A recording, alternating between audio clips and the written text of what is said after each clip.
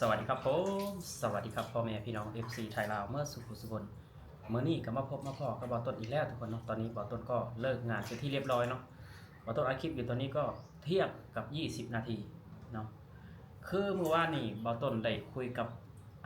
คณะกรรมการหมู่บ้านเนาะซึ่งป้าเพิ่นทักมาถามบอต้นว่าเอาเป็นยังบอต้นคืออยู่ประเทศลาวแบบเป็นยังคือประกาศพ้นทุกข์เพิ่นถามบอต้นว่าจังซั่นเนาะ ทั้งที่ถนนคนทางก็ยังเป็นแบบดินแดงยังเป็นหลุมเป็นบ่อรถก็ยังติดลมอยู่เนาะเป็นยังคือประกาศพ้นทุกข์ป้าบ่เข้าใจเพิ่นว่าเนาะป้าบ่เข้าใจก็คุยกันหลายๆเรื่องกับป้าเพิ่นเนาะเพิ่นก็เลยถามว่าต้นว่าอยู่บ้านบ่ต้นมีกองทุนหมู่บ้านบ่คือบ่ต้นบ่มีในกองทุนหมู่บ้านที่บ้านบ่ต้นบ่มีคือว่าอยู่ประเทศไทยนะทุกคนอยู่ประเทศไทยป้าเพิ่นเล่าสู่บ่ต้นฟังเนาะคืออยู่ประเทศไทยนี่กองทุนหมู่บ้านละ1ล้านบาทซึ่งรัฐบาลเพิ่นโอนให้เลยหมู่บ้านละ1ล้านบาทซึ่งป้าเพิ่นก็เป็นกรรมการหมู่บ้านกรรมการหมู่บ้านก็สิมีหลายคนทุกคนมีประธานมีรองประธานมีกรรมการหลายๆคนหลาย5-6คนเนาะอยู่ในหมู่บ้านหนึ่งซึ่งรัฐบาลโอนเงินมาให้1ล้านบาทให้หมู่บ้านจัดบริหารจัดการเนาะว่าสิเอาไปเฮ็ดหยังเงินจำนวน1ล้านนี่คือเงินสนับสนุนก็ว่าแม่นเนาะเงินสนับสนุนจากภาครัฐเนาะเงินสนับสนุนจากรัฐบาลทุกคนเพิ่นโอนให้หมู่บ้านละ1ล้านบาทหมู่บ้านละ1ล้านบาทแล้วแต่คณะกรรมการหมู่บ้านว่าสิออกความเอกสารกันว่าเงินจำนวน1ล้านนี้เฮาสิเฮ็ดจังใดสิให้มันได้เพิ่มขึ้น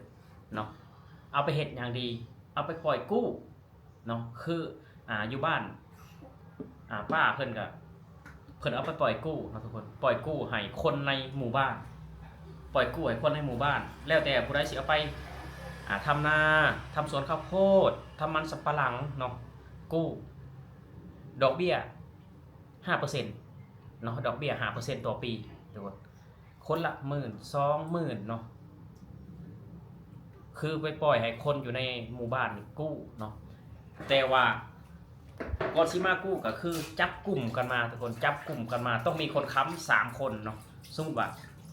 คือบ่ต้นนี่จะไปกู้เนาะบ่ต้นก็เอาบ่เจ็บบ่ยอดมาไปกู้นำกันเนาะเซ็นรับรองให้กัน3คนเนาะเซ็นรับรองให้ซึ่งกันและกันเซ็นรับรองให้กันแต่ว่ามีเงินสัจจะอีก500บาทตอนเวลาเขาสิไปกู้คือมีเงินสัจจะ500บาทคือเอาเงิน500บาทไปให้กรรมการหมู่บ้านแล้วก็เซ็นสัญญากันกู้เฮาก็กู้มา 10,000 หรือว่า 20,000 เนาะพอถึงปีมาเฮาก็ส่งเนาะบางคนก็อาจจะส่งทั้งต้นทั้งดอกบางคนก็อาจจะแบบว่าบ่ทันเนาะสมมุติว่าปีนี้น้ำท่วมนาไฟแล้งข้าวโพดไม่ได้รับผลผลิตก็สิมาประชุมกันมาประชุมกันในคณะกรรมการหมู่บ้านและก็ลูกบ้านประชุมกันว่าสิเฮ็ดดีบ่ถ้าส่งแต่ดอกเนาะส่งแต่ดอกเฮ็ดดีบ่หรือว่าจังใดเนาะกับฟังเสียงเอกสารส่วนหลายทุกคนเนาะฟังเสียงส่วนหลายคือว่าคือรัฐบาลเพิ่นบ่อยากให้ไปกู้เงินนอกระบบคนเพิ่นจึงสนับสนุนแบบหมู่บ้านละ1ล้านบาทเนาะคือหมู่บ้านในเบื้องต้นนี่ก็อันนี้คือเป็นหมู่บ้านทุกคนก็มีคณะกรรมการมีหยังหลายๆอย่างเนาะทุกคนแล้วแต่สิบริหารจัดการกันเนาะถ้าว่าหมู่บ้านใดแบบว่าบริหารจัดการดีเนาะก็สามารถขอเนาะหรือว่าขอเงินสนับสนุนเพิ่มอีกเนาะดอก 5% เนาะดอก 5% คือว่าปีหนึ่งก็ดอกก็บอกกี่บาทคนคือปีหนึ่ง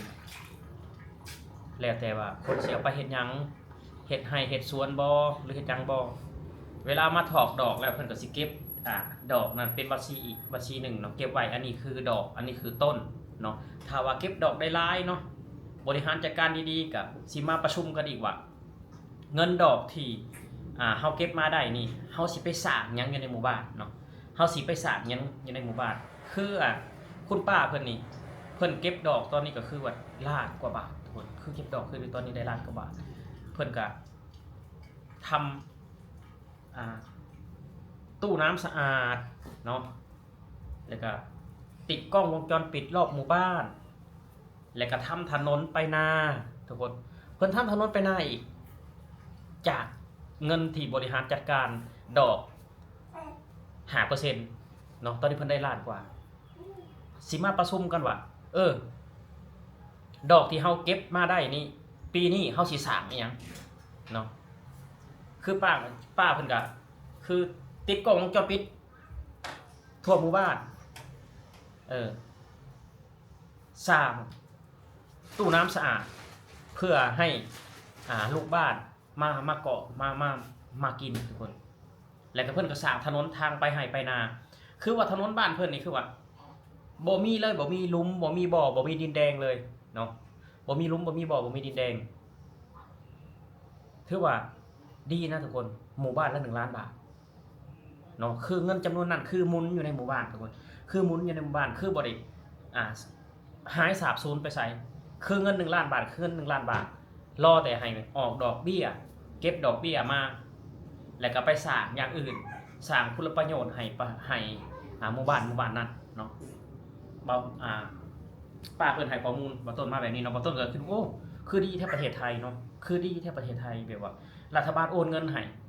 เพื่อบริหารจัดการอยู่ในหมู่บ้านว่าง่ายๆเนาะคือรัฐบาลนี่เป็นคุณพ่อเนาะคือหมู่บ้านนี่เป็นคุณลูกพ่อเนี่ยต้องให้ลูกไปบริหารจัดการให้ลูกไปดูแลกันเองให้ลูกไปปล่อยกู้หรือว่าให้ลูกไปดูแลกันเองแบบเฮ็ดจังได๋ให้มันแบบว่าออกดอกออกผลเฮ็ดจังได๋ให้มันสะดวกสบายเฮ็ดจังได๋บ่ให้ประชาชนแบบว่าตกอยู่ในความยากลำบากที่ไปบ่ให้ไปกู้เงินนอกระบบเนาะถือว่าดีได้ทุกคนดีเนาะหมู่บ้าน1 ล้านบาทเงิน1 ล้านบาทไม่ใช่น้อยๆเนาะถามบ่ต้นว่าบ่ต้นบ้านเจ้ามีบ่ต้นบ่มีบ้านบ่ต้น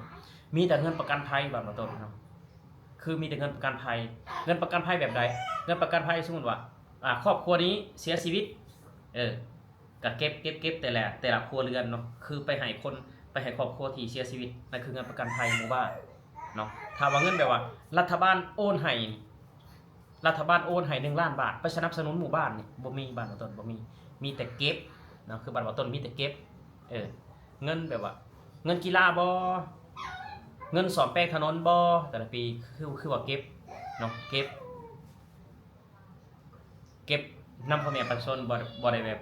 เคยสนับสนุนพ่อแม่ประชาชนแบบนี้เนาะทุกคนบ่มีเคยบ่เห็นเนาะคือว่าให้แบบ1 ล้านบาทนี่นะให้ลูกบ้านไปกู้เนาะไปกู้มาทำให้ทำนาทำหัวทำสวนแบบนี้แม่นบ่มีป้าเพิ่นก็เลยงงว่าเป็นหยังคือบ่มีแบบนี้คือประกาศเป็นเมืองพ้นทุกข์แล้วป้าเพิ่นก็งงเพราะว่าป้าเพิ่นก็อยู่ในกรรมการหมู่บ้านเนาะทุกคนกรรมการหมู่บ้านบ่ต้นถามอีกว่าป้าเป็นกรรมการหมู่บ้านได้เงินเดือนบ่ได้ป้าว่าทำด้วยจิตอาสาทุกคนคือทำด้วยจิตอาสาทำด้วยจิตอาสาคือว่าแต่ละวันก็คืออยู่ในหมู่บ้านเนาะอยู่ในแบบอยู่ในชุมชนทำงานทำบัญชีสิ่งอย่างหลายๆอย่างประชุมกันตลอดทุกคนคือประชุมกันตลอด